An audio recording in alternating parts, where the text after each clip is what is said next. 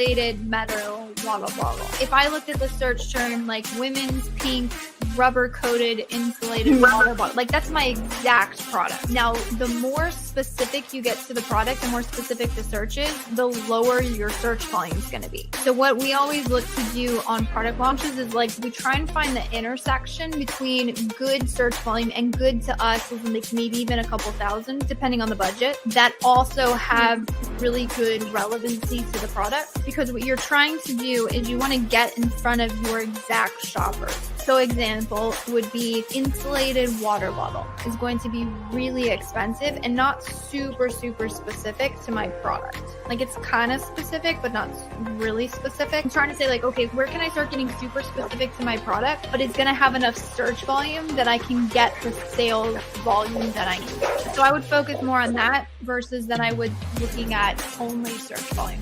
A bit of a technical answer here is we don't quote move them, meaning we're not going to pause the existing keywords. We're simply going to launch them in another match type. Again, make sure to keep the bids lower. Amazon actually, if you read their recommendations, they recommend keeping bids lower on broad and phrase match, even lower than the exact match. When we would launch those is honestly really dependent on performance of the account and availability of the budget. So if you launch a keyword in exact phrase and broad, so you have 50 keywords, right? And you launch them in exact phrase and broad, you technically have, 150 keywords that you've launched. And the potential of broad and phrase to spend could be quite high. So again, you just want to make sure it makes sense. It seems super simplistic, but if you are in a phase where you're struggling to control total ACoS and ACoS, to fix those two numbers, it really means that you have to lower down your ad spend with ideally little to no impact of the total sales or the ad sales in the case of ACoS. If you introduce a whole, again, those 50 keywords in exact phrase and broad, and those you probably need to test and optimize the bids, etc., you're introducing a lot of additional ad spend into the account. So you do want to be aware of that and be careful with that. So that's kind of a benchmark that we use. But overall, I would say, I don't know if I would have like a certain time frame or a frame which I would hold back on. It really is dependent on the performance of the account. Another good question, which best bid strategy for phrase and exacts when you move? So again, we don't really move them. We would simply launch them in addition. We like to separate them by campaign as well. I think it gives us a little bit more control over, say, budgets for things. Now, as far as the bidding strategy, we're a super huge fan of using mainly dynamic down only. If it is a keyword that we want to ensure that we get impressions for, so for our launch keywords, for our main keywords, for anything we're trying to be aggressive with, we prefer a fixed bidding strategy. It's still going to be the same. It's still going to be pick highly relevant keywords. One other tip is pick keywords that fit within the budget of the account that you're launching. So for instance, if I have a couple $100 a day budget versus $50 a day budget, those launches are actually going to look a little bit different because I can't afford that many clicks on a $50 a day budget. Or if I had, a couple $100 or $1,000, I have a lot more room for clicks. So actually, you want budgets to play into your launch strategy. The other thing that you want to keep in mind, do not expect profitability on launch. This is a huge one. There's a lot of people that try and pull back and knee-jerk for profitability right out of the gate. That is not going to happen. The reason why it's not going to happen, and I'll tell you the numbers behind the numbers, is that ACoS is just going to be high on your product launches, and that is a function of two things. One, the aggressive cost per click you have to set to be able to get visibility in the beginning, and two, how low your product conversion rate is going to be, especially if you're launching without reviews. Those two things, once you start to be able to bring your cost per clicks down because you gain momentum or you're optimizing your bids, and then two, once your product conversion rate starts to increase because you're getting those reviews, maybe you're optimizing your listing a little bit more because you've learned more about your target market, that is going to help bring down your target ACoS. So those things, again, conversion rates are going to be low, high cost per clicks. That's actually like the nuts and bolts of why your ads are not profitable, and it's almost unreasonable to expect profitability in the beginning. And that's actually why, if you've ever had a product where you're like, no matter what I do, I cannot seem to bring the ACoS down, I'm struggling here, it's a function of that your conversion rate is remaining low and it's not improving, and your cost per clicks are remaining high and you're not able to improve them due to the market or something else. So again, I would still say pick highly relevant keywords, Also, make sure that whatever keywords that you have fits within your budget. Launch them. Aggressive, sponsored product, exact match, potentially sponsored brand video, exact match if you have the creative. Double down on that for a couple weeks and then start expanding. Hello, and welcome back to another Ask Junglr Amazon Q&A session. We're so glad you're able to join us.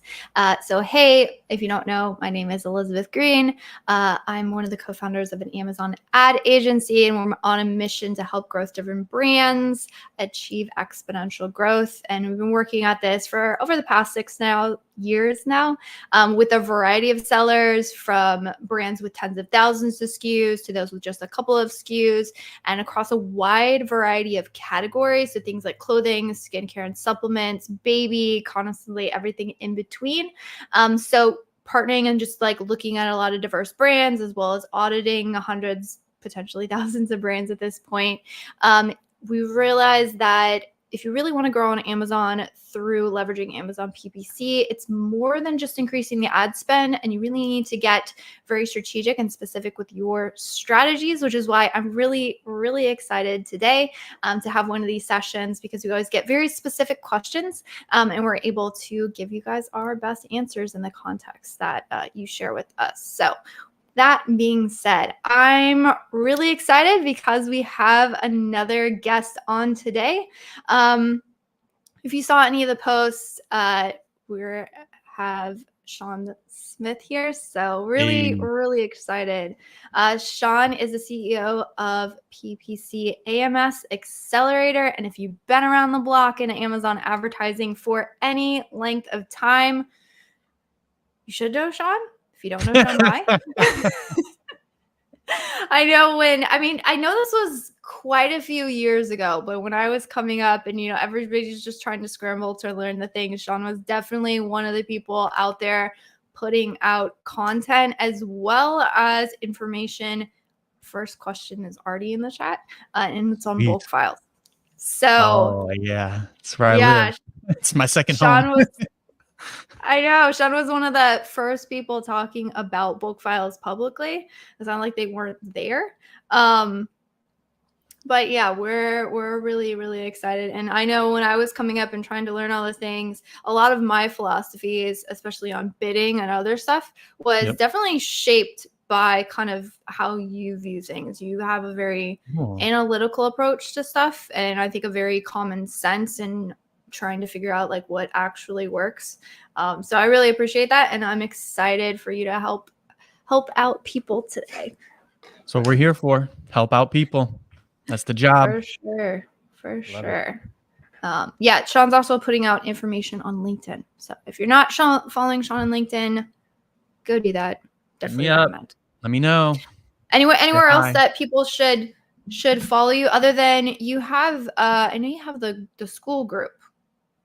Yeah, we do have a school community. You can find that one. Go to my LinkedIn, and then it says get your free automation on my thing. Go check out the website. You can learn more about the school community, and if you feel like it will help you out, then you can send me a message, or you can join, and we can help you get better at Amazon PPC, because that's the goal, right? To help you make better decisions with your Amazon advertising. And so if you want to get a hold of me, do that. Send me a DM, whatever you want to do, and we can go from there. Awesome. That's cool. Well, I'm excited to dive into the comments. So if anyone is listening in, right now on whatever streaming channels we're on, feel free to type your Amazon ad questions in the chat. That's the format. We bring them up on screen, and then Sean and myself will help you answer your Amazon PPC questions. And if you are listening to this as a replay on whatever channels, you can go to junglr.com/live if you want to get information on the past lives. We're also putting these out as a podcast as well. So we're trying to make this really easy for you guys to get the answers that you're looking for. So that's super excited. Got one that says, I want an opinion info from both of you. Awesome. So type in your question, type it in the chat, whatever you want to ask us about. We're totally down. But the first one is from Joseph. A bulk file question right out of the gate. Definitely up your alley. Joseph says, hi, I know bulk sheets well. Awesome. Great. I have a large account. This is a good question, which I'm really interested to hear your take, Sean. So aside from daily optimizations, which I already figured out, so again, kudos there. How can I audit the entire account using a bulk file? And what should a typical audit be like? Great question. Wow, it's pretty spot on because me and you talked about audits. We were chatting back and forth about audits. Do you want me to go first or you, Liz? I'm good. Yeah, go for it. Go for it. All right. I know my thoughts. I want to hear yours. Okay. So when you're looking at an audit, like really what you're looking for is areas where you can save money and then areas where you can grow the account. So it's like two areas, one save money, one grow account. And so in terms of saving money, what we look for, I mean, it really depends on the price point for the products. So you have this large account. It depends on the price point. Like I break it up roughly into like consumer price products, which are like 70 and below, maybe 60 and below. And then anything above that is kind of the chunks that I put them in, because on the higher end of the price points, there's usually lower conversion rates. So you have to use a different like threshold for number of clicks to be able to do an audit. So let's make the assumption that on this large account that the products are between like $20 and $50. Well, what we like to do, this is our general practice, is if you were to look at a bulk file, pull it up. Joseph, you know what a bulk file is, you know what it looks like. So I don't even need to like share my screen or anything. So you're looking at the bulk file. You can filter by under entity. I think it's under entity. You can filter by keyword and product targeting. And then under clicks, you can filter by 8 clicks or more. And then under orders, you can filter by 0. And what that does, we use 8 clicks because that's a 12.5% conversion rate. And that's what we've used historically. And that's worked systematically for a while now across a lot of accounts. So that'll give you a picture into like how many keywords are bleeding. But another thing to look at, another filter to apply to that, what we do is we look at the bid versus the cost per click. So if the bid is lower than the CPC, then that has already been cut. So you can't include that into the money saving piece from our perspective. So what we do is we figure out, hey, if the CPC, if the bid is lower than the cost per click, it's already been cut. We don't need to include it in our audit. But if the bid is above the cost per click, we can kind of roughly make the assumption that, hey, this is a bleeding target. It also can be auto campaigns as well, like substitutes and stuff like that. So that's how you would find wasted spend.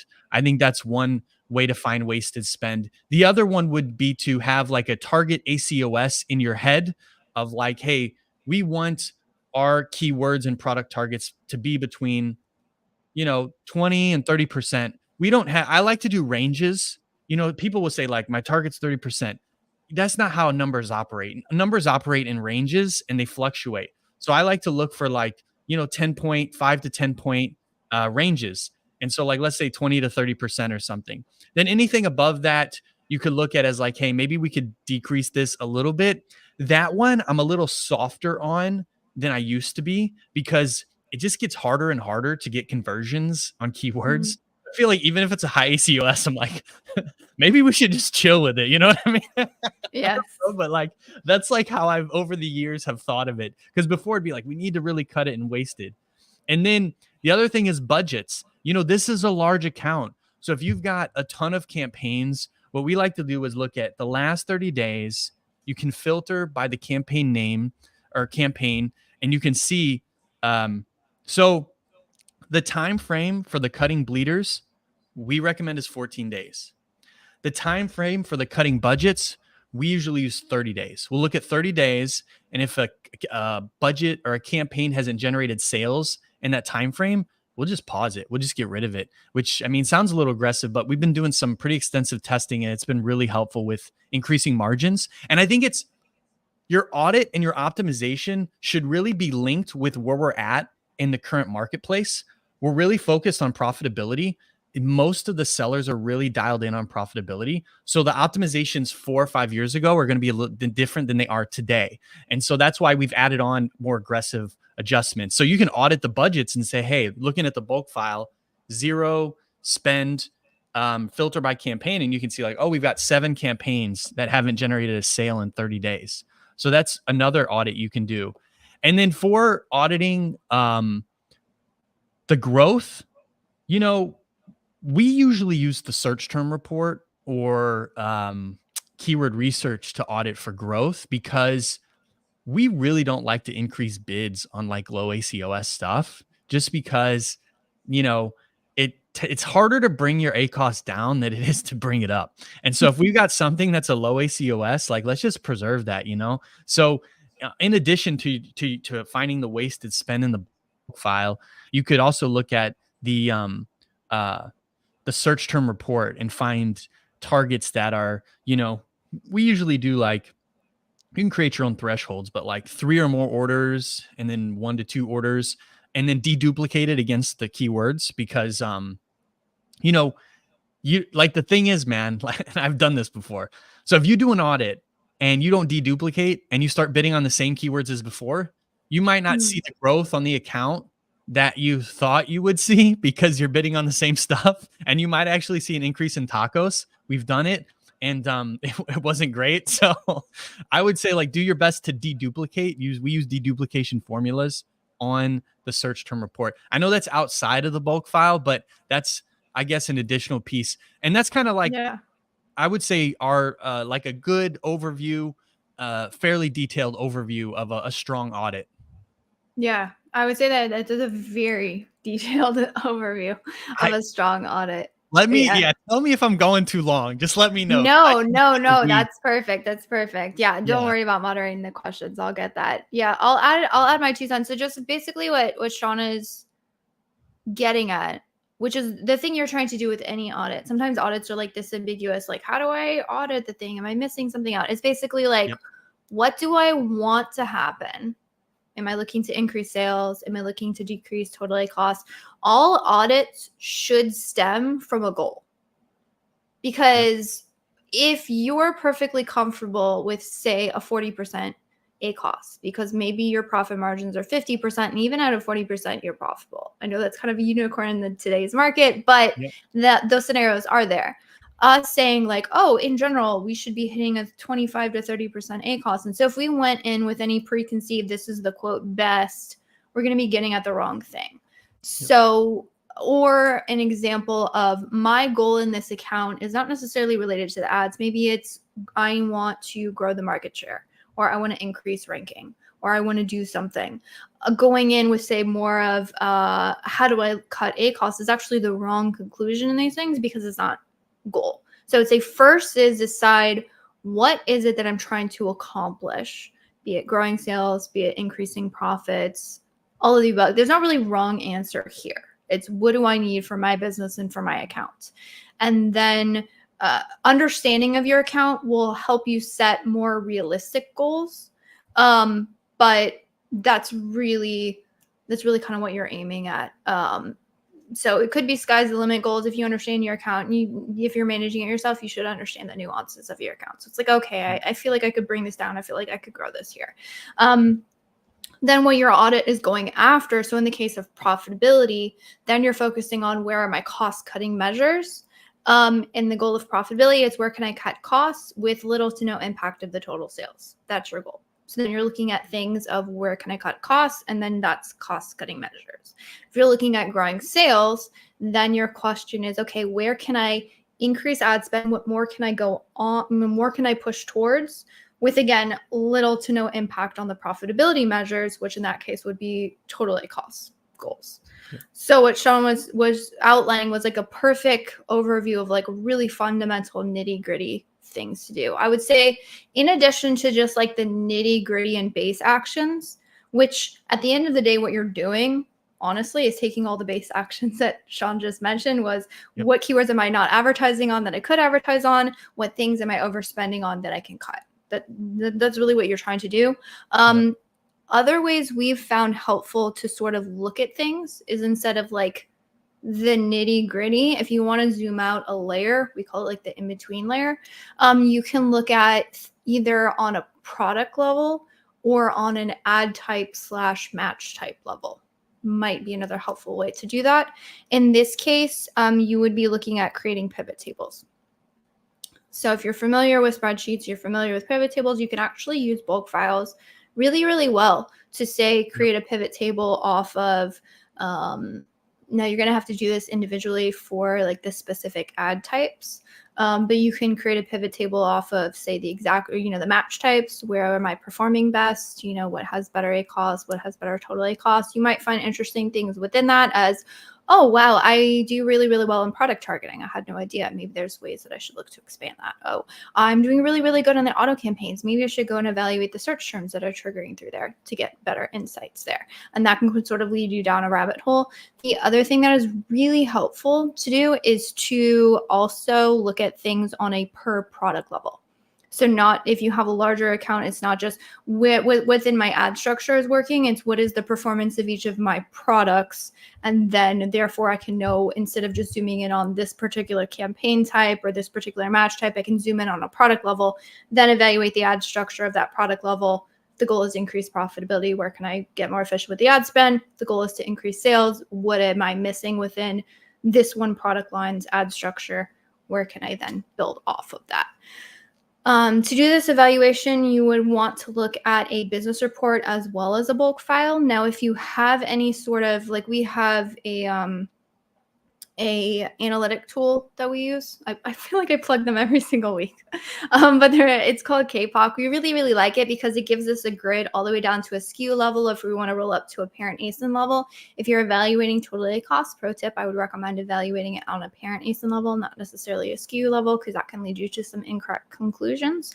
But we have a grid that we can actually, instead of us having to go through a bulk file, like combine it with a business report and then pivot off of that, we can just go into one central thing and then like download that report, and it's much quicker for us.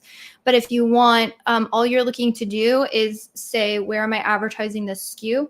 You're going to run into a hiccup when you have sponsored brand ads, because those are not attributed at a product level. So you're going to have to kind of take all of that ad spend out of the equation. So just keep that in mind, that the numbers will look better depending on how much ad spend you have on sponsored brand ads. But what you can do is say, okay, when you have the SKU column in the bulk file, you can then take the business report and you want to download detailed page. What is it? There's one where it has the parent ASIN, the child ASIN, and the SKU. So I would recommend. By ASIN? Yeah. I would recommend. Has the breakdown of all of them, right? Mm-hmm. Yeah. So in that case, you can connect that SKU. Again, I would recommend pivoting off of a parent ASIN level. So you would connect that SKU to the parent ASIN, and then you can have all of that data on a parent ASIN. You can create a pivot table off of the parent ASIN, and then saying, what is my spend? What is my sales? And if you combine this with the data in the business report, so make sure it's apples to apples, exact same date ranges, you can actually calculate, okay, so what products am I spending the most on? What is the efficiency of that ad spend in terms of ACoS and total ACoS? And then does it make sense? Am I overspending on a product that is at the bottom half of my catalog and I have wildly inefficient ad spend, meaning high ACoS, high total ACoS? And then again, that helps you evaluate which products to focus in on, which we found helpful. That was good. That was really good. Awesome. All right, we got him rolling in. Oh goodness. Okay, I'm gonna have to be better and faster at this. This is a really good one though. Yeah, when you talk a little bit more, that's longer. You know what I mean? Those ones are good, but yeah. So this is a two-part question. So he said, I've been working as a PPC manager, but I've been doing it for a micro agency. So he said they don't have a huge list of clients, and he's wanting to grow himself, but he's not good at finding clients. And he has said, any tips? And this is okay. You're not alone here. He said, I'm an introvert, so I find it hard to communicate with people, but I love PPC and SEO because it requires continuous research and analysis. So introverted, love the work, struggle with communicating it. Almost every PPC manager in the industry. I'm just joking. Yes. I might be joking, but there might be some truth to that. No, I mean, goodness, do you have any perspective on this, Sean? I know I definitely do. I think at least for me, you know, I tend to be a little more on the introvert. I think generally I am. And but if you want to be good at, like, there's two components to this business. There's the technical side and then there's the business side. And you have to know how to communicate with people and you have to know how to just talk to people. And what I always say is treat it like a technical skill, because it is a technical skill. If you really Mhm. break the syntax down of language and tone, I mean, you can literally like break down sounds into like sound waves and stuff like we do with PPC, the tone that a person gets from you. So like learning sales, it's a technical skill. So, what I would do is what I always I've coached people in this realm of finding accounts and stuff. I think a lot of people in our industries tend to like one of the errors they make if they're trying to grow their client base is they spend more time on like the accounts and stuff than on the sales and marketing side. So I would say try to do it half and half, where half of your time is on PPC and then half of it's on sales and marketing. And you know how you go out and you find content for PPC? Well, then go out and find content for sales and marketing. Um, there's really good mentors and books. I still read books, and I've learned from mentors about sales and marketing and finding because you're gonna have to, unfortunately, business and the market doesn't care whether or not we're introverts and how we feel. So we have to just learn to manage the thoughts and emotions that go along with the discomfort of sitting down and talking to people and getting better at sales. The first sales call I did for my program, I literally was sick to my stomach asking for the amount of money I was asking for on the call for my program. So my mentor was like, "Hey, you need like my course, PPC MS Accelerator LLC. It was a high ticket program. We were selling it for $4,800 one time fee." And he told me, "You need to sell your program before you build it." That means you need people to pay you 5K before you even start building the thing. And I was like, do I? And so I had a first call, man, and I'm on the call, and dude, I'm chatting with the person. Luckily, it was a phone call. My face was red, and I was pretty much probably sick the whole time. And when I had to say the number, my stomach was just like so nervous. And then after the call, I had to lay on the floor for like 30 minutes. So like, dude, like, so I get it, man. Like it's so, yeah. And then I'm going to stop because I could just go on. So I'm going to let, yeah, Liz, there's my piece. Liz, you do your thing. No, You're good I at it too, so 100% concur with that. You probably are watching videos of people you're watching, like if you're consuming content, you're looking at everybody on YouTube and everybody on LinkedIn, and you're looking at Sean and me on this live. You're like, I could never do that. That's untrue. It is untrue. Yep. Exactly how Sean was saying. It is a skill, and that's the good news. If it is a skill, it can be learned. Yep. Sometimes it takes a little bit longer. But you probably would never think of it. I talk to people all the time, and they're like, "Oh my gosh, you're so outgoing." And I can go on these lives and I can answer questions ad hoc and I can roll with the best of them. And I can get on pretty much any call right now, providing it's PPC, and I can hold my own. I've been doing this 6 going on 7 years now. Same thing. My first podcast interview, I was sweating bullets. My first sales call, I was nervous as heck. Still, I know I bring a lot of energy to these calls. After this call, I'm going to go and take a walk because this kind of stuff drains my energy, because I am naturally much more introverted and quiet, and that's my happy place. Yep. So you can definitely learn it. It is a lifelong skill. So I would say treat it like a lifelong skill and know that everybody had to learn it at some point. And so keep going, keep doing your thing. Is it cool if I give them one tip for finding leads real quick? Yes, go for it. And then let's roll. There's one quick thing. Finding leads, reach out to people in your network and communicate with them about what you're looking for. Think about, just sit back, take 15 minutes, write down a list of people that know you, that know what you do, that might be in your industry, and have phone calls with them and express the interest with those people closest to you that trust you, that are in the industry. Just be like, "Hey man, I want to work with you," or "I want to do this, that, or the other." And then, reach out to people, man. start reaching out to people and ask about it. That's what I would say, that the quickest way to it is to sit down with people in your network already, or reach out to people in the industry and just be like, "Hey, I want to set up a call with you to chat about it." Stuff like that. That's what I would recommend for finding leads in the beginning. Yeah, no, that's a good one. That's a good one. All right, back on to PPC. This is a good one, because to me this is an "it depends" question, but I'd like to hear your thoughts. So Maggie is asking opinions on single keyword campaigns versus campaigns with multiple keywords. To do or not to do single keyword campaigns, and should all campaigns are there specific purposes? I know that there's a lot of confusion around this, and like when do I do what, or what's important? What do you think about single keyword campaigns?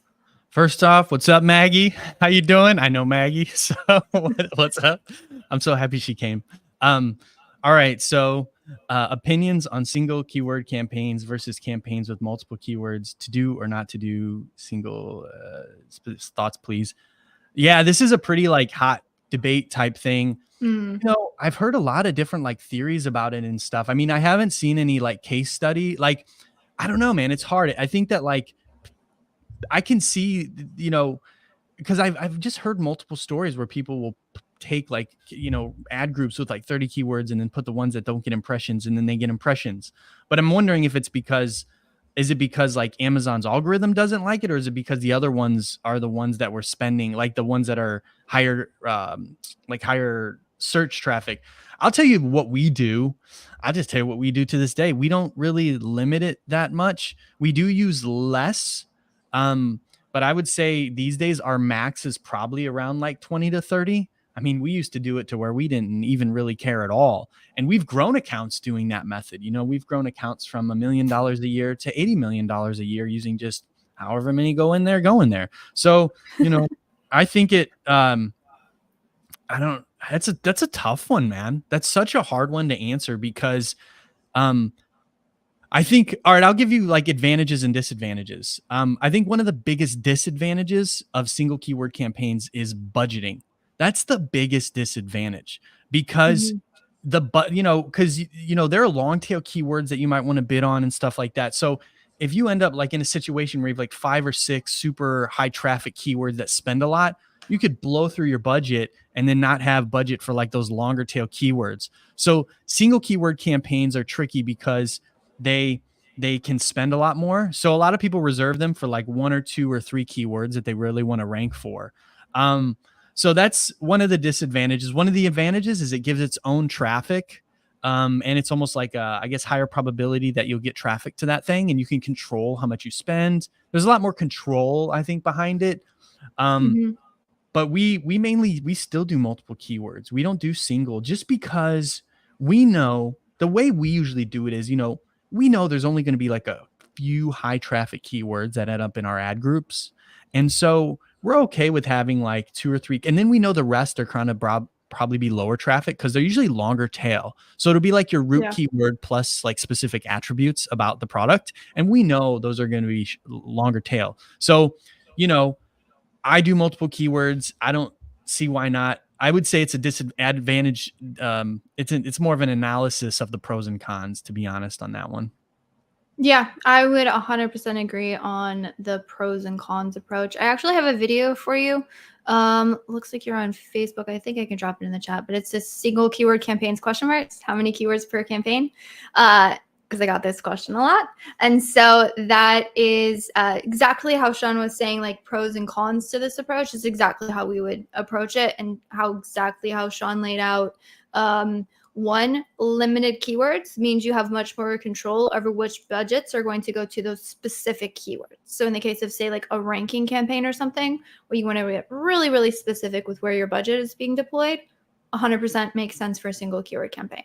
But that also, as Sean mentioned, could be a very distinct disadvantage, because say you had 50 keywords, right? And you're like, oh, I only have a $20 budget. Well, if you put all of those single keywords in their own campaign, that's 50 campaigns, right? Every single budget, the smallest budget you can put on a campaign is $1. That's already potentially $50 to spend, which is more than your $20 that you said I can spend. So in this case, either you launch less, or you just put them all in one campaign with $20 budget and let things roll that way. So there's pros and cons to each approach. And really, it's figuring out In which scenario do you have more upside than downside, and where? So in the case of ranking, I probably have more upside in the single keyword campaign. If I have a ton of like broad match keywords that I'm really not going after aggressively, but I want to test, I probably have more upside in grouping them to a campaign. That's how we go about it, really. Similar, very similar on our end. Yeah. Oh, this is a tough one. This is one that is reoccurring. So the question is, I pause my bestseller ads to prevent out of stocks. Now that you activated them, they're not performing like they used to. How can we fix this? Common occurrence. Common occurrence. Well, there's a few variables to consider. You know, how long have you been out of stock? Since you've gotten back in stock, are there other competitors in the marketplace? You know, you want to look at those variables because those are going to impact the ads performance. If a few competitors came in since you got back in stock, then it's going to be much harder to continue to get the same performance. And if you've been out of stock for a really long time, then the two main metrics that Amazon uses to rank you is conversion rate history and sales velocity history at the keyword level. Then you've got a big gap of nothing burger that Amazon has to analyze, and there's nothing there, so it's harder to come back. What I would say is treat it like a launch.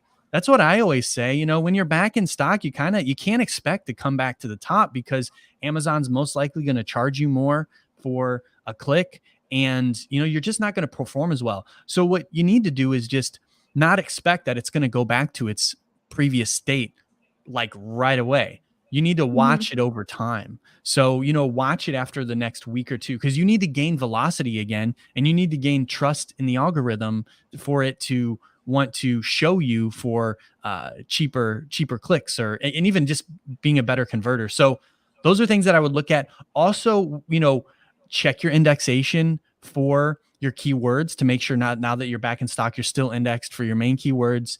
And then also check your, just for saying, check your category, subcategory, make sure nothing wonky went there, because Amazon does tend to do that out of the blue sometimes, and that can really kill products. So having a checklist, what I would do is put together a checklist of audits when you run out of stock, and then just be like, when it comes back in stock, run through the checklist. Am I indexed for all my keywords? Is my category the same? Is the competitive landscape the same? If everything's all steady, then watch it over time and see how it does, because these are things that I can't answer because of the question, but those are things that I would look at. And then if all of those are the same and it's still not performing well, I don't know what the time frame is here. So I just give it time, to be honest, to see how it performs.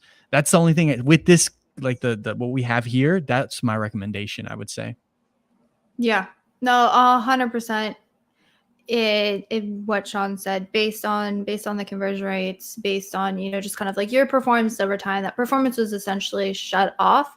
So unfortunately, when this happens, again, depending on the length of time you are out of stock, oftentimes this needs to be treated like a relaunch. So think back to when you launched the product. You're like, I had to like push on certain keywords and I was more aggressive than in the beginning, and then I've since optimized it down. So what you're doing when you reactivate campaigns that were running for a long time, you're reacting campaigns that were optimized for like your ultimate state, which you're no longer in. So you kind of have to run back through that playbook. Now, the benefit of that you have now versus when you originally started is now you have the data to say, now I know definitively what worked for my product. Right? You're not starting from square one. So what I would do, we essentially treat it sort of as like keyword research within our own account. So we say, what keywords are the best for me? Where did I have my best conversion rates? Where did I perform best? What was the easiest for me to rank on? And then those are the things. So instead of like going through that whole test phase, we're simply going through like a re-ranking phase with things that we know historically have worked for us. And then how good that's going to be is really going to be dependent on, how quickly you can get up that sales velocity and that conversion rate, which is also kind of dependent on how the market has shifted, which unfortunately things move really, really rapidly on Amazon. So sometimes things get way competitive like overnight, which is unfortunate. But. Part of the game. It is. Cool. So I'm gonna go to more PPC questions. Then we had one question. This is a big one, so we might have to take it down after we read it. Ali had a really good question on campaign strategies. So he was wanting some campaign strategies that you use. Sounds like he's looking for consistent sales. But when they do give sales, you're looking for profitable ones. So honestly, this is two different things, honestly, sales and then profitable sales, which is honestly why most people are not happy with ranking strategies or campaign strategies. It's not that they can't achieve the sales, it's that they struggle to do it profitably. So he's wondering if we have any strategies for these that would help with low cost per clicks.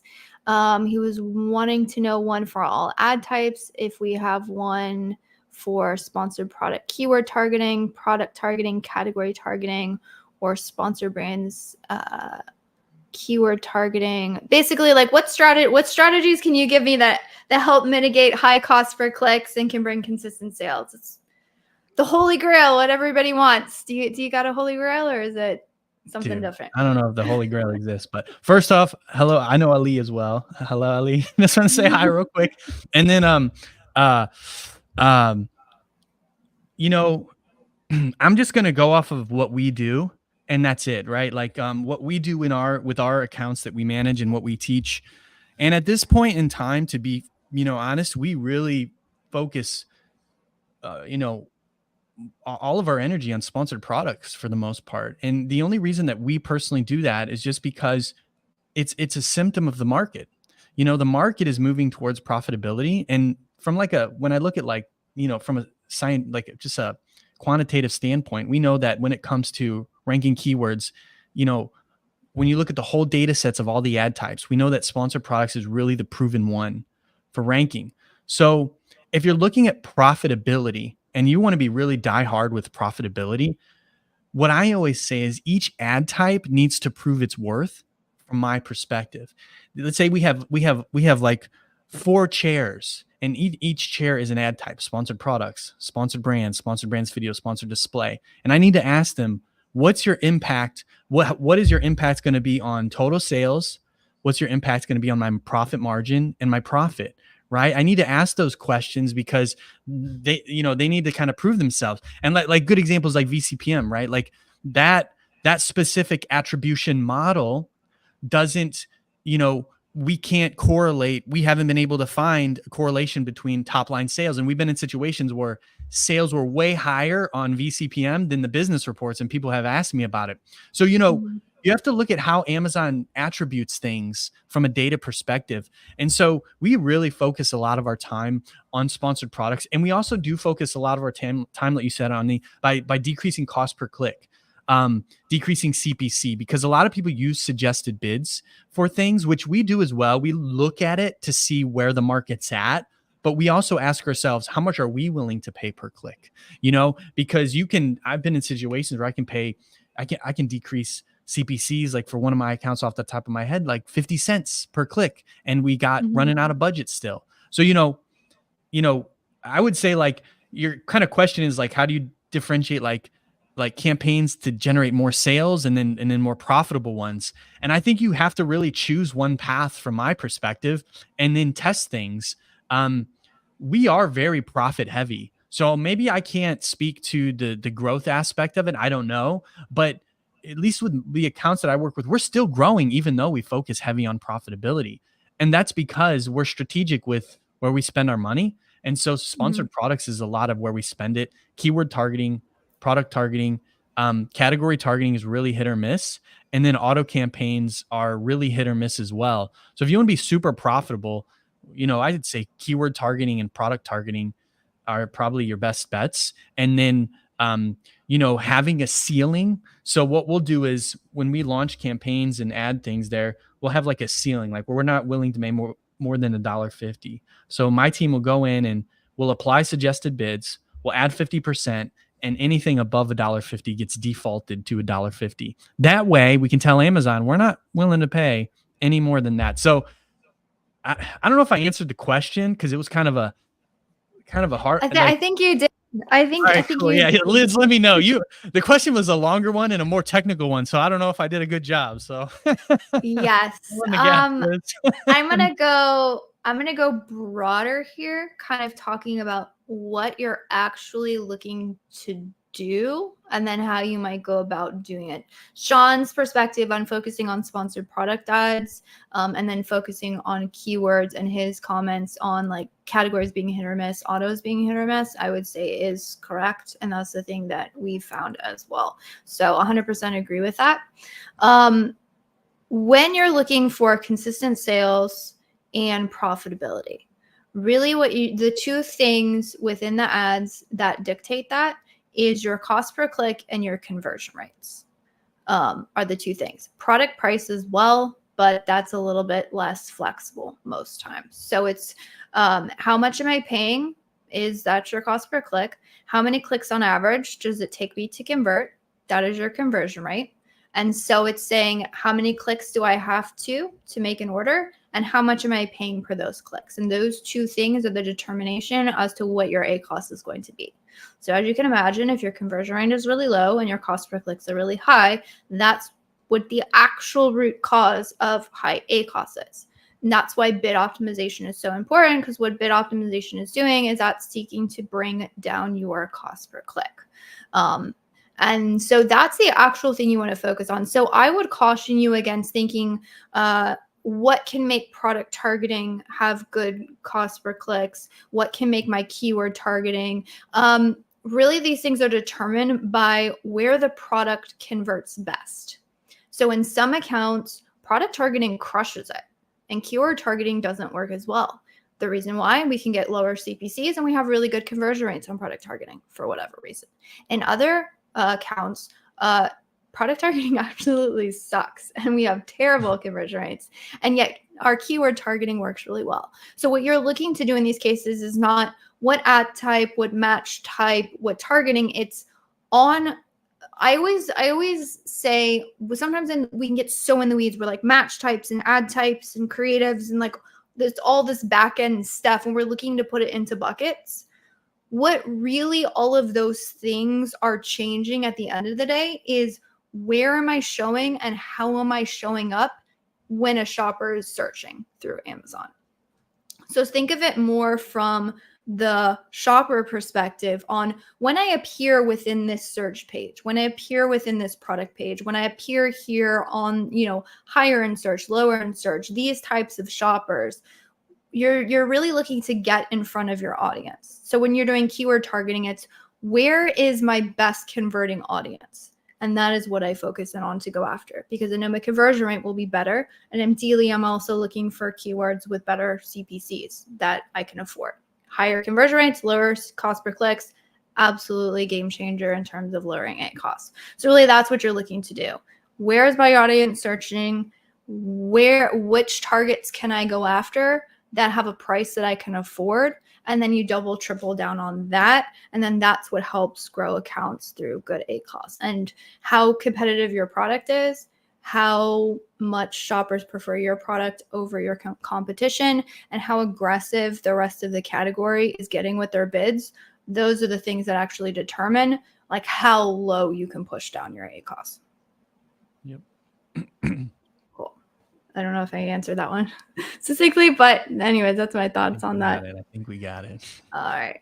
Joseph has a good question. In the console, Amazon has a tab called placements. Is there any reports that include this data? Any chance Amazon will add it to the bulk file? You should have placement data in your bulk files. It is in the bulk file, yes. Do you it's have all the way on the right?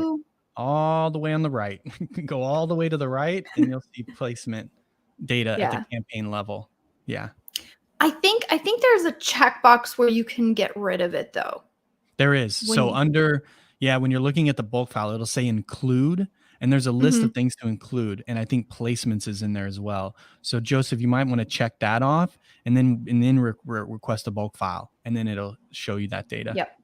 Yeah. You also can, if you go into the reporting, there is a placement. There is a placements report. Yep. But if you're comfortable with bulk files, Joseph, sounds like you're really comfortable with bulk files. I prefer bulk files. I feel like you get a little bit more data points there, and it's much easier. You can even move to like making changes using a bulk file, which is really nice. That's the cool thing. It has a duality to it where it functions as a report and a thing that you can change. Yeah. Another good question here from Joseph. He's asking, does sessions within the business reports include clicks from PPC, or is it just organic clicks and sessions? Shorter answer on this is yes, sessions do include clicks from PPC, but sessions are not exactly calculated the same as clicks. It's a little bit confusing. So your clicks and your sessions will never line up, but sessions do include ad clicks, if that makes sense at all. And I'm trying, do you remember? I know I went down the rabbit hole looking at that difference in how it's calculated. I can't remember that off the top of my head. I just know that it's true. Okay. Yeah. Always read documentation. If you can, there is documentation within the business reports. You can kind of read how they calculate sessions. I'm gonna have to go back down that rabbit hole this afternoon, I guess. Yep. There's a lot of there's API. Well, it's, and then with even bulk file documentation is really good. Their bulk file documentation is very spot on with their new upgrade with the 2.0. Yes, they've gotten much better with that. Yep. All right, JC says nice collab. Thank you. I appreciate you joining. Yeah, if anyone has, which I should always do a recap on these. If anyone has any further Amazon ad questions, make sure to type them in the chat. Got a couple more we'll go through. Cool. So he's saying, looks like I got to step out of my comfort zone and become more extroverted.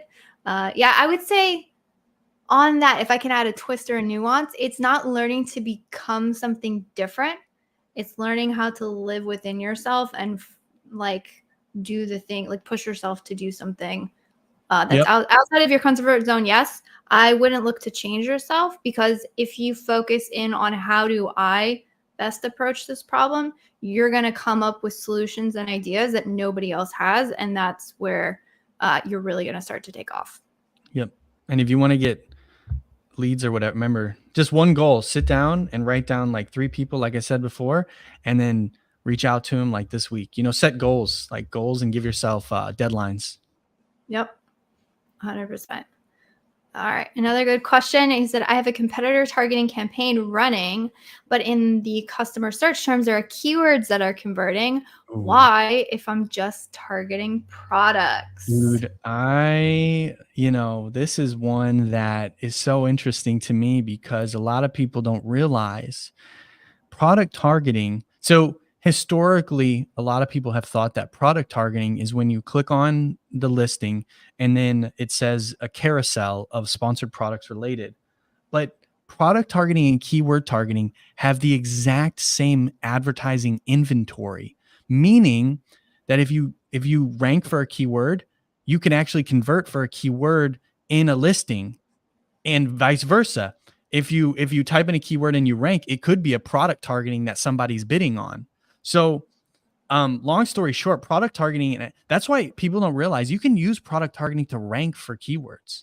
You know what I mean? You just don't know what you're going to rank for. But, it's just one of those things where like they have the same advertising inventory. So my hypothesis is, from a ranking standpoint, they're going to have similar effects on ranking. It's just that you can't target a specific keyword. So the reason that keywords are, which I've seen in search term reports where you have the ASIN for the targeting and then you have a keyword, it's because they have the same placement data. And so I think that Amazon, I don't know why they do it, but that was, I can't think of the, in my head what the sequence would be, but that's because they have the same ad inventory. So they can put keywords in there and things like that. So I know that sounds, but yeah, that's why I'm always, when people don't do product targeting on launches, or they don't think of product targeting as a way to rank, I'm like, dude, that's such low hanging fruit. And that's why our product targeting usually does very well, because most people aren't spending a lot of time on it. Yeah. Yeah. The other thing I would say, so if you've been familiar with sponsored brands product targeting, the keywords always showed up in those search term reports. They were always targeted in search or in sponsored product ads. They just weren't showing up in the search term reports. Yep. So the shift that Amazon recently made, which is why all of our keywords are now showing up in search terms, and we're all like, what the heck happened? They just started showing the keywords in the search term reports. It didn't. So you were always doing that. It's just now they're like telling you about it, which is funky. But yeah. Well, what's nice is it'll tell you what Amazon thinks is relevant for that ASIN. So you can see, like, if you're bidding on a competitor, you can see like Amazon thinks that our competitor is relevant for this ASIN. So that's another like side analysis someone could do if they have free Yeah, time. no, there's really interesting correlations. I would say, don't overthink it. Yeah. I feel like I keep saying this like every week, but I'm like, control the things you can and release the things you can't. And this Dude, is one of those things you really it's how to can't. be happy, man. It's how to be happy. That's Oh, one way to, because it's like the best way. yeah, you will stress yourself out of it. So I'd say if Yep. your performance is okay at the targeting level, I wouldn't stress. The thing that is kind of funky with these is you can't actually add, because it's a product targeting ad group, you can't add a negative keyword to a product targeting ad group. You Yep. can actually add the negative keyword at the campaign level though. Yep. So if you are having issues with it, just add them as negatives, but otherwise I wouldn't stress out about it. All right, a good speculative comment from Joseph. This will be interesting. I'm interested to hear your take. Joseph's wondering, are you worried that AI will radically change how the whole PPC structure currently works? I know Amazon will start, yeah, they make a lot of money off ads, so I don't feel like they're going to completely get rid of their advertising. They'll probably just change. But he's wondering if we're worried it's going to change drastically. Man, this is like the question of the year or the potential next 5 years.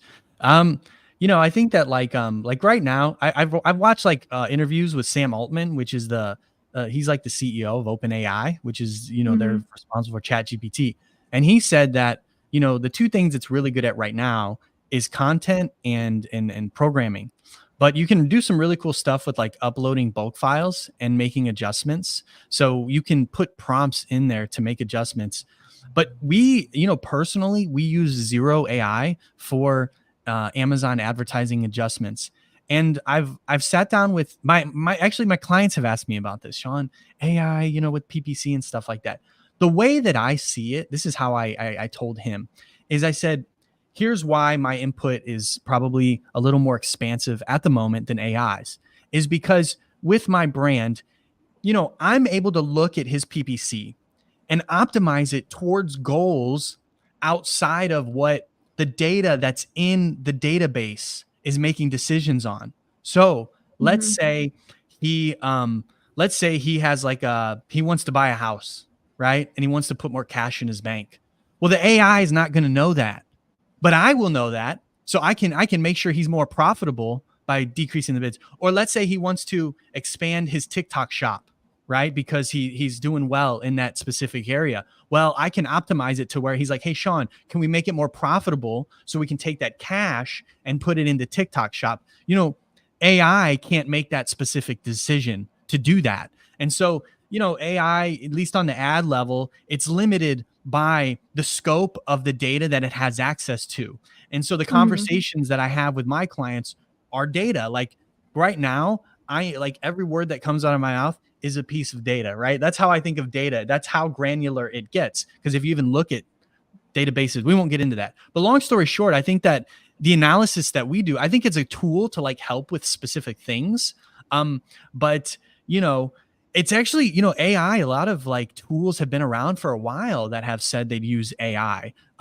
It's not fairly new, but Amazon has some AI stuff that they do. I haven't used it, but my only issue is that like I don't know specifically how it makes decisions, so I can't necessarily use it because our processes have been going around for so long and they're so proven, and I'm able to take the data outside of the database that's coming from my clients and the businesses that I work with and make adjustments in their PPC so that it can work towards omni-channel goals, personal goals. So that's my 2 cents on that one. And I hope it was helpful. Yes. No, I 100% agree with that specific approach. And Sean hit the nail on the head. The very distinct thing with AI, which is kind of interesting, with typical algorithms, it's an input, X happens, do Y. And you can have a very sophisticated algorithm change. But at the very base level of it, it's if questions. If this, then that. If this, then that. And so if something gets inputted and it goes through that decision tree and the output is like, that's not what I wanted. You can follow that logic back down the decision tree and say, well, this is at which point it made an incorrect pivot. And okay, therefore I need to tweak this one thing. And then that will lead to then the outcomes that I want. So algorithms are very, very sophisticated, but at the end of the day, they're logical decision trees. The problem with AI is, one, AI is only as good as the training it's had and the inputs that it has. And so you got to have somebody who knows how to train it very, very well. And you also have to have really good data inputs, which, to Sean's point, there are certain things not available in any APIs. Like the AI has to have some sort of input stream of data. And you know how rapidly, I mean, like you can fire off an email to your ad manager today, they get that data, they immediately understand the incremental like decisions that need to happen, what things affect it, they can make that logical conclusion and then immediately go implement those changes. Like to Sean's point, if AI does not have answers to all of those things, it's not going to be able to make the same logical conclusions. And then to extrapolate on or just agree with what Sean was saying, you like AI also has a why and if like it does like it's trying to logically think and connect things. The problem is it's actually kind of, from my understanding, impossible to completely follow the decision tree. You can infer why something, it's very similar to like say talking to a human, right? So I'm talking to Sean and I'm like, hey, I'm thinking this. And he goes, I thought that. And you're like, why the heck? You know, I say apple and Sean says banana. And I'm like, why did you do this? Because you were talking about fruit. No, I was actually talking about things that ripen in the fall. Like, so his conclusion and my conclusions are like on pre-assumptions based on our experiences, which is all the data inputs. So it gets messy. I think at some point the robots will take over and the robots may become more. And that's my conclusion. I will be friends we with them hope. for sure. We hope. But yeah, so yeah. that's my opinion on it. And if you're wondering about, because I'm inferring we might have gotten off on a tangent because we're talking about optimizations. If you were talking about how Amazon plans to include AI into their search, that's actually quite interesting. I actually have a video on it. If you go here, how Rufus AI transforms Amazon shopping, it's not as takeover-ish as you would think. So I go through like the documentation on that and what Amazon says is happening with that and how I actually think this could be potentially a good thing for long term. So I would recommend watching that if that was what you had in your question. Cool. All right, so we got a couple more. How close are you on time? Hold on, let me check something real quick. One thing. Let me send a quick message. Give me 1 sec. You can pull up the next question. Let me. All right, we'll be 2 seconds. We'll probably just answer this next one. We'll cut it off. But anyways, so Ali was saying, thank you both for answering questions. Mm-hmm. Our pleasure. He says more questions. Oh, this is a good one. This should be a quick one as well. He said, what ratios of organic to PPC are you seeing in your accounts? Has the ratio changed compared to 2023 and 2024? Consider the Amazon advertising updates. I would say, yep, I got. Yes, all right, we're good. Been changes. We're good. All right, cool. We got this last one and then we'll close it out. Ratio of organic to PPC. Are you seeing shifts? I know I am. I mean, yeah, to be honest, we don't really monitor it that much. We monitor mainly like profit margin, tacos and stuff like that, like profit per SKU and things like that. And then the reason we don't monitor it too much is because like, your profit and profit margin is really dictated by your cost of goods sold and like all these other different variables. So you can have a higher one and still be profitable and stuff like that. I think it's going up personally. I don't really watch the metrics that much, but I think it's going to go up. It's continuing to go up. I think just because everything's way more expensive than it used to be. I mean, you can see a trend line for CPC just going through the roof. And I think that like, honestly, we're trained to push sales. Amazon trains our minds to push sales. So I don't have too much on this one because I don't follow it too much, but we know that it's going up. I'd like to hear what you've seen, Liz. Yeah, so I can give you some specific numbers because we track it pretty. Cool. This is something that we look at a lot. So I always give like, it's like 2-3 years ago, everyone said like, oh, if your ad sale, we call it ad sale percentage, which is ratio, like what percentage of your total sales are coming from advertising. It's Yep. simply ad sales divided by total sales is the equation.